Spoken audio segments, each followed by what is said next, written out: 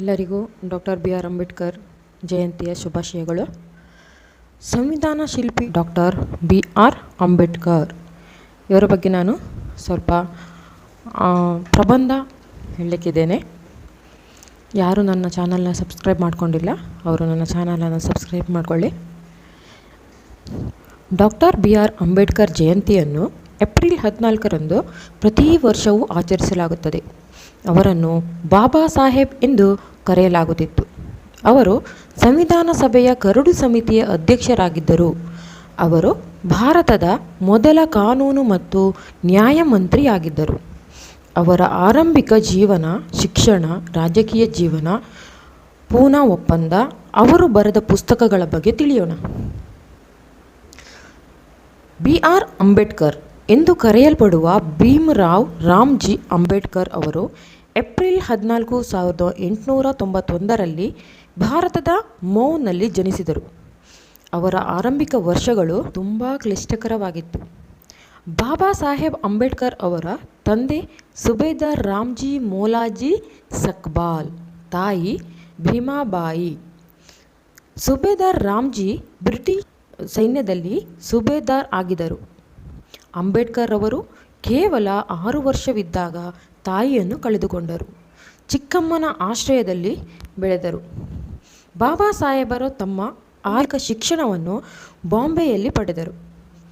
ತನ್ನ ಶಾಲಾ ದಿನಗಳಿಂದಲೂ ಭಾರತದಲ್ಲಿ ಅಸ್ಪೃಶ್ಯರಾಗಿದ್ದರೆ ಏನೆಂದು ಅವರು ತೀವ್ರ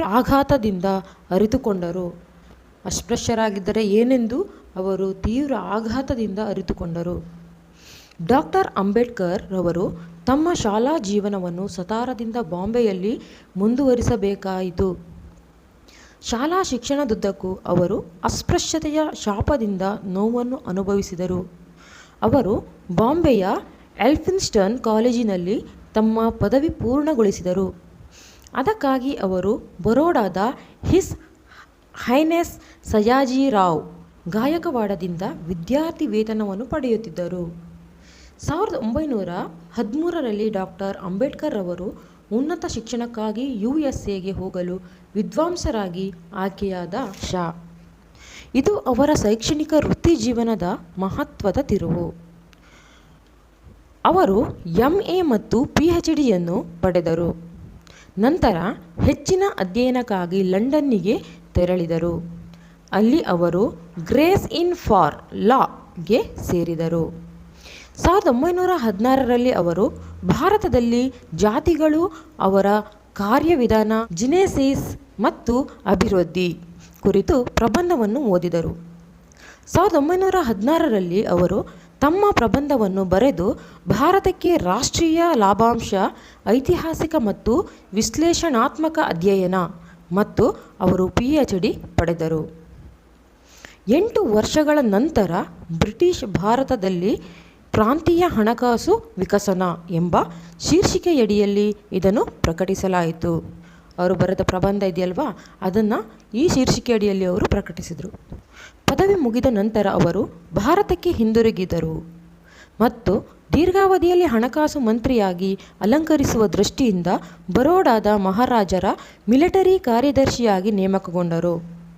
ಡಾಕ್ಟರ್ ಅಂಬೇಡ್ಕರ್ ರವರು ಬಾಂಬೆಗೆ ಹಿಂದಿರುಗಿ ಅವರು ರಾಜಕೀಯ ಅರ್ಥಶಾಸ್ತ್ರದ ಪ್ರಾಧ್ಯಾಪಕರಾಗಿ ಸಿಡೆನ್ಹ್ಯಾಮ್ ಕಾಲೇಜಿನಲ್ಲಿ ಸೇರಿದರು.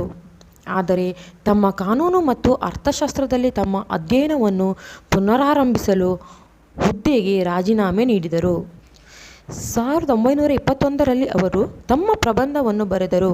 ಬ್ರಿಟಿಷ್ ಇಂಡಿಯಾದಲ್ಲಿ ಇಂಪೀರಿಯಲ್ ಫೈನಾನ್ಸ್ನ ಪ್ರಾಂತೀಯ ವಿಕೇಂದ್ರೀಕರಣ ಮತ್ತು ಅವರ MSc ಲಂಡನ್ ವಿಶ್ವವಿದ್ಯಾಲಯದಿಂದ ಪದವಿ. 1923ರಲ್ಲಿ ಅವರು ತಮ್ಮ ಪ್ರಬಂಧವನ್ನು ಸಲ್ಲಿಸಿದರು. ರೂಪಾಯಿಯ ಸಮಸ್ಯೆ, ಅದರ ಮೂಲ ಮತ್ತು ಪರಿಹಾರ. DSc ಪದವಿಯಲ್ಲಿ ರೂಪಾಯಿಯ ಸಮಸ್ಯೆ, ಅದರ ಮೂಲ ಮತ್ತು ಪರಿಹಾರ, DSc ಪದವಿ.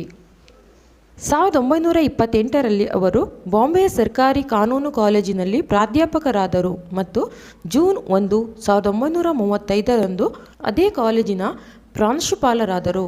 1938ರಲ್ಲಿ ರಾಜೀನಾಮೆಯನ್ನು ನೀಡಿದರು.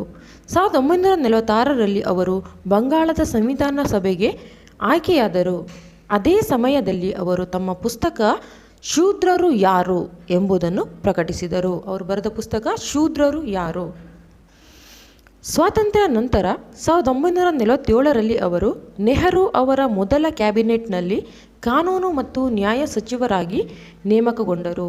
ಆದರೆ 1951ರಲ್ಲಿ ಅವರು ಕಾಶ್ಮೀರ ಸಮಸ್ಯೆ, ಭಾರತದ ವಿದೇಶಾಂಗ ನೀತಿ ಮತ್ತು ಹಿಂದೂ ಕೋಡ್ ಬಿಲ್ಗೆ ನೆಹರು ನೀತಿಯ ಬಗ್ಗೆ ತಮ್ಮ ಭಿನ್ನಾಭಿಪ್ರಾಯಗಳನ್ನು ವ್ಯಕ್ತಪಡಿಸಿ ತಮ್ಮ ಸಚಿವ ಸ್ಥಾನಕ್ಕೆ ರಾಜೀನಾಮೆ ನೀಡಿದರು. 1952ರಲ್ಲಿ ಕೊಲಂಬಿಯಾ ವಿಶ್ವವಿದ್ಯಾನಿಲಯವು ಅವರಿಗೆ LL.D ಪದವಿಯನ್ನು ನೀಡಿತು. ಭಾರತದ ಸಂವಿಧಾನದ ಕರಡು ರಚನೆಗೆ ಸಂಬಂಧಿಸಿದಂತೆ ಅವರು ಮಾಡಿದ ಕೆಲಸವನ್ನು ಗುರುತಿಸಿ 1955ರಲ್ಲಿ ಅವರು ತಮ್ಮ ಪುಸ್ತಕವನ್ನು ಥಾಟ್ಸ್ ಆನ್ ಲಿಂಗ್ವಿಸ್ಟಿಕ್ ಸ್ಟೇಟ್ಸ್ ಅನ್ನು ಪ್ರಕಟಿಸಿದರು. ಡಾಕ್ಟರ್ BR ಅಂಬೇಡ್ಕರ್ ಅವರಿಗೆ ಜನವರಿ 12, 1953ರಂದು ಉಸ್ಮಾನಿಯಾ ವಿಶ್ವವಿದ್ಯಾಲಯದಿಂದ ಡಾಕ್ಟರೇಟ್ ನೀಡಲಾಯಿತು. ಅಂತಿಮವಾಗಿ 21 ವರ್ಷಗಳ ನಂತರ ಅವರು 1935ರಲ್ಲಿ ಯೋಲಾದಲ್ಲಿ ನಾನು ಹಿಂದುವಾಗಿ ಸಾಯುವುದಿಲ್ಲ ಎಂದು ಘೋಷಿಸಿದ್ದನ್ನು ಸಾಬೀತುಪಡಿಸಿದರು. ಅಕ್ಟೋಬರ್ 14, 1956ರಂದು ಅವರು ನಾಗ್ಪುರದಲ್ಲಿ ನಡೆದ ಐತಿಹಾಸಿಕ ಸಮಾರಂಭದಲ್ಲಿ ಬೌದ್ಧ ಧರ್ಮವನ್ನು ಸ್ವೀಕರಿಸಿದರು ಮತ್ತು ಡಿಸೆಂಬರ್ 6, 1956ರಂದು ನಿಧನರಾದರು. ಡಾಕ್ಟರ್ ಬಾಬಾ ಸಾಹೇಬ್ ಅಂಬೇಡ್ಕರ್ ಅವರಿಗೆ 1954ರಲ್ಲಿ ನೇಪಾಳದ ಕಠ್ಮಂಡುವಿನಲ್ಲಿ ಜಾಗತಿಕ ಬೌದ್ಧ ಧರ್ಮ ಮಂಡಳಿಯಲ್ಲಿ ಬೌದ್ಧ ಸನ್ಯಾಸಿಗಳಿಂದ ಬೋಧಿಸತ್ವ ಎಂಬ ಬಿರುದನ್ನು ನೀಡಲಾಯಿತು. ವಿಶೇಷವೆಂದರೆ ಅಂಬೇಡ್ಕರ್ ಬದುಕಿರುವಾಗಲೇ ಅವರಿಗೆ ಬೋಧಿಸತ್ವ ಎಂಬ ಬಿರುದು ನೀಡಲಾಗಿತ್ತು. ಅವರು ಭಾರತದ ಸ್ವಾತಂತ್ರ್ಯ ಹೋರಾಟಕ್ಕೆ ಮತ್ತು ಸ್ವಾತಂತ್ರ್ಯದ ನಂತರ ಸುಧಾರಣೆಗಳಿಗೆ ಕೊಡುಗೆ ನೀಡಿದ್ದಾರೆ. ಇದಲ್ಲದೆ ಭಾರತೀಯ ರಿಸರ್ವ್ ಬ್ಯಾಂಕ್ ರಚನೆಯಲ್ಲಿ ಬಾಬಾ ಸಾಹೇಬರವರು ಮಹತ್ವದ ಪಾತ್ರ ವಹಿಸಿದ್ದರು. ಹಿಲ್ಟನ್ ಯಂಗ್ ಕಮಿಷನ್ಗೆ ಬಾಬಾ ಸಾಹೇಬ್ ಮಂಡಿಸಿದ ಪರಿಕಲ್ಪನೆಯ ಮೇಲೆ ಸೆಂಟ್ರಲ್ ಬ್ಯಾಂಕನ್ನು ರಚಿಸಲಾಯಿತು. ಪ್ರಮುಖ ಮಾಹಿತಿ 1891ರಿಂದ 1956ರವರೆಗೆ ಸಂವಿಧಾನ ಸಭೆಯ ಸದಸ್ಯರು. ಅವರ ಪಕ್ಷ ಯಾವುದು? ಭಾರತೀಯ ರಾಷ್ಟ್ರೀಯ ಕಾಂಗ್ರೆಸ್. ಪರಿಶಿಷ್ಟ ಜಾತಿ ಒಕ್ಕೂಟ. ಕ್ಷೇತ್ರ ಪಶ್ಚಿಮ ಬಂಗಾಳ, ಮತ್ತೊಂದು ಬಾಂಬೆ. ಧರ್ಮ ಬೌದ್ಧ ಧರ್ಮ. ಜಾತಿ ಪರಿಶಿಷ್ಟ ಜಾತಿ.